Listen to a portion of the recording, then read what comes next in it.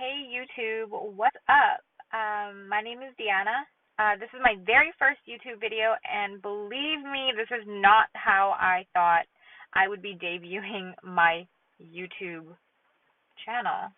It's not even a channel yet. I don't even have any videos, but you know what I mean. I just didn't think that I would be making a appearance on YouTube in this kind of way, but here we are.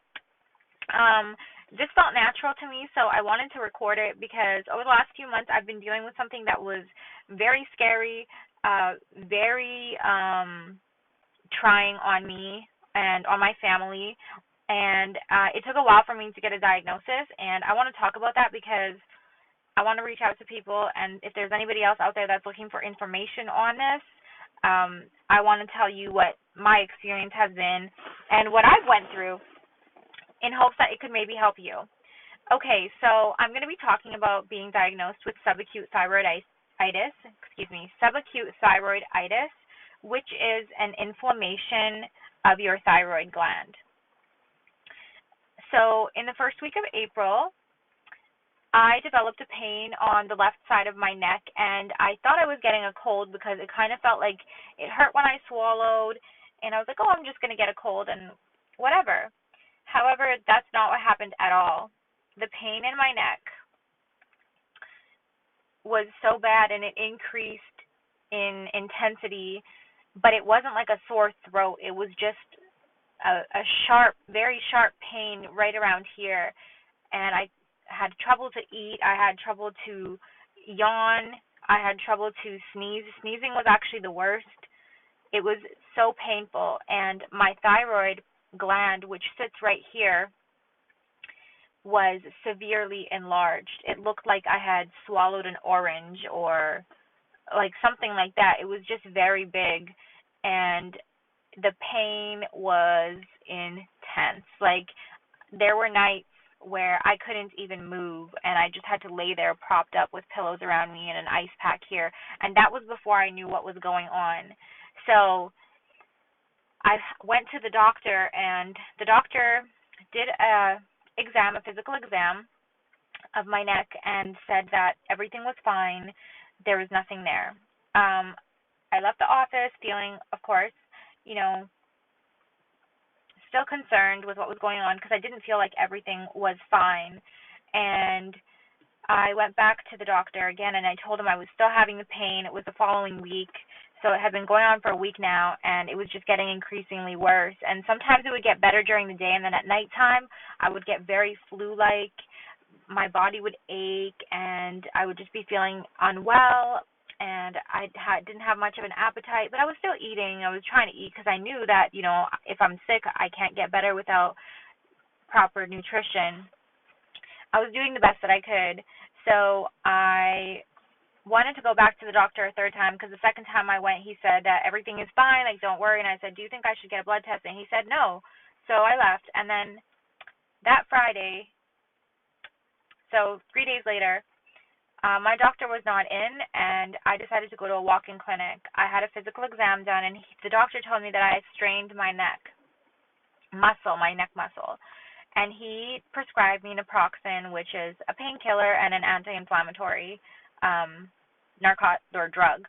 And so I did not fill that prescription because I don't take painkillers, and I didn't feel like that's what my issue was, because how do you pull a muscle in your neck? And there's no muscle right here. The muscles run like this, and then there's one here, I think. Don't quote me on that. Anyways, so I left, and then he's like, if it doesn't go away, come back next week.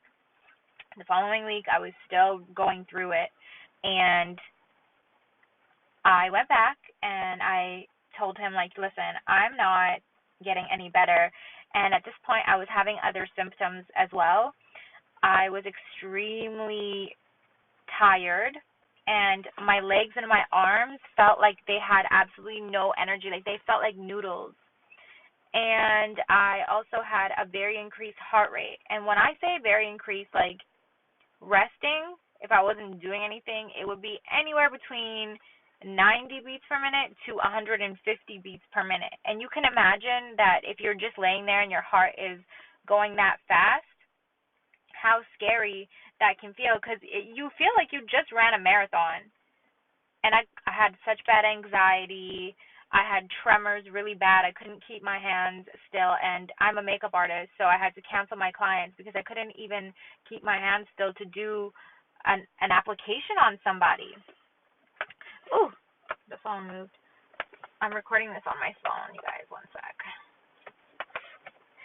So I went back to the doctor and I asked to be sent for a blood test.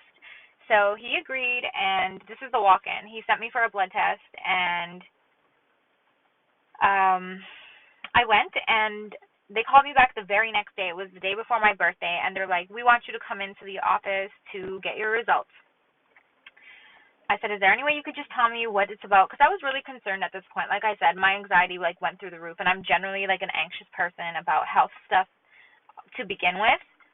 So the day after my birthday, I went in and I got the results. And ironically, my birthday was the worst day in terms of pain. It peaked that day, and it was god awful. I can't explain it. The pain moved from this side of my neck to my right side, and it was also radiating into my ear, so it felt like I had an ear infection. I was just really going through it. So I went back, and he told me, "You have hyperthyroidism. Here are 2 prescriptions. Come back in a month."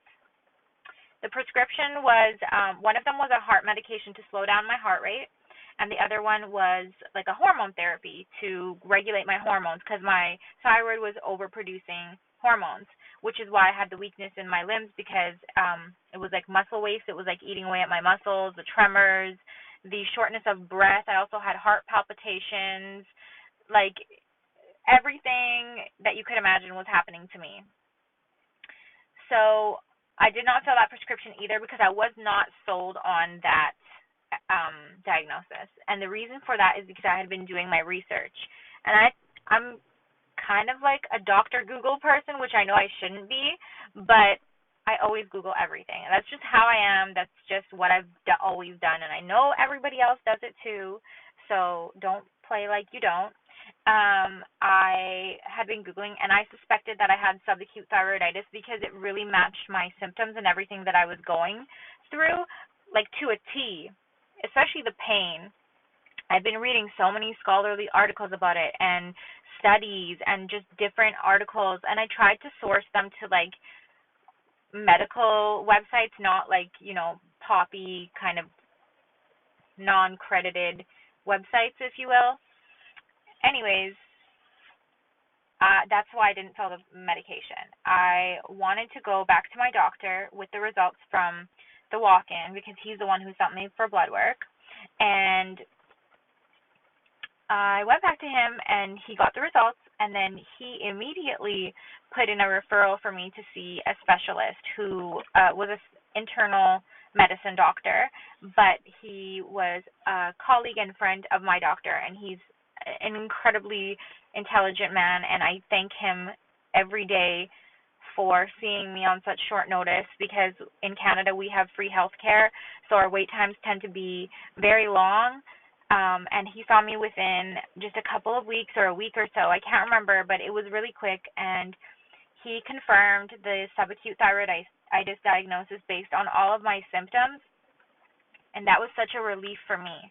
I cried with happiness just to know that it wasn't all in my head, and, finally we were getting somewhere. So he explained to me that the hyper stage lasts for 1 to 3 months and does not necessarily need to be medicated unless the symptoms were really interfering with me. But at that point, I had been sick for over a month, so my symptoms were kind of going away. The pain was completely gone. The pain went away the week after my birthday, and we were already in the next month. So he said that we don't have to treat the hyper symptoms unless you're really uncomfortable, but I said I can probably tolerate it because I felt like the worst was over and I was slowly getting my strength back. Every day was better and better kind of thing. And so he said that we will monitor my blood work for the next, I don't know, 6 to 9 weeks. Every 3 weeks I'm going to be going for blood work. And He explained that once I go into the hypo stage, because with subacute, excuse me, with subacute thyroiditis, your thyroid becomes inflamed, and then you go through the hyperthyroidism stage. Then your thyroid goes back to normal levels, and then it goes hypo, so it switches to the complete opposite. So right now I'm in the normal stage, and my blood work confirmed that. So my levels were 5 times what they should have been when I was sent for blood work by the walk-in clinic. So severely overactive, which explained all of my symptoms, all my very uncomfortable symptoms. So then when the internal doctor sent me for blood work, the first round of blood work, my levels went down. So now next week I'll be going, or this week actually, I'll be going for my second round of blood work, and we'll see, because he explained that once I go hypothyroid, so underactive, I will need to be medicated for 6 to 8 weeks, and that stage can last from 12 to 18 months. So it's kind of in the air as to how long I'll be going through that, and I'm going to have the opposite symptoms. I'm going to probably gain weight. Oh, I didn't mention, when I first was sick with the hyper stage, I lost about 25 pounds in 1 month. So with the hypo stage, you get all the opposite symptoms. So my heart rate is going to be slow. I'm going to gain weight. I'm probably going to lose a little bit of hair, but hopefully not, because they're monitoring it so closely that maybe the medicine will prevent that, I guess. So it's basically, that's what I've been dealing with. It's been very hard. It's interfered with my work, with everything in my life. It was very hard. It was very difficult to go through that, especially when I didn't know what was happening and I didn't have a proper diagnosis. I just felt like I was being thrown around from doctor to doctor, and they were just trying to give me a prescription. But I'm a warrior for my health, and I encourage everybody else to be. If something doesn't feel right, then get a second opinion, get a third opinion if you can, and don't stop until you feel comfortable and, content with the doctor that you're seeing and who's helping you. So that's my subacute thyroiditis story. It's been a hard journey, but here I am to tell you guys all about it, and I hope that this helps somebody. If you have any questions, just leave them in the comments for me, and I'll try to answer.